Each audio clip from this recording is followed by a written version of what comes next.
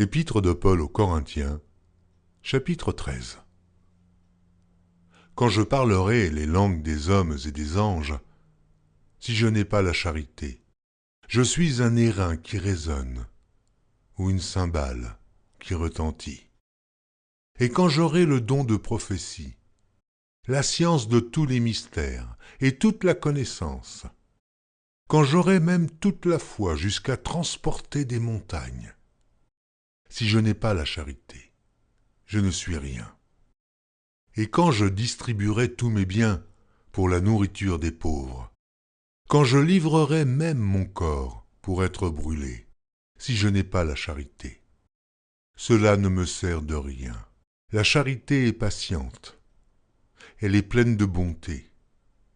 La charité n'est point envieuse, la charité ne se vante point, elle ne s'enfle point d'orgueil, elle ne fait rien de malhonnête, elle ne cherche point son intérêt, elle ne s'irrite point, elle ne soupçonne point le mal, elle ne se réjouit point de l'injustice, mais elle se réjouit de la vérité. Elle excuse tout, elle croit tout, elle espère tout, elle supporte tout. La charité ne périt jamais.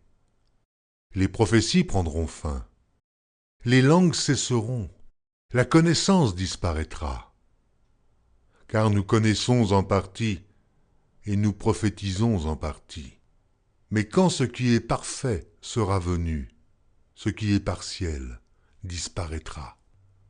Lorsque j'étais enfant, je parlais comme un enfant, je pensais comme un enfant, je raisonnais comme un enfant. Lorsque je suis devenu homme, j'ai fait disparaître ce qui était de l'enfant. Aujourd'hui, nous voyons au moyen d'un miroir, d'une manière obscure. Mais alors nous verrons face à face. Aujourd'hui je connais en partie, mais alors je connaîtrai comme j'ai été connu. Maintenant donc ces trois choses demeurent: la foi, l'espérance, la charité. Mais la plus grande de ces choses, c'est la charité.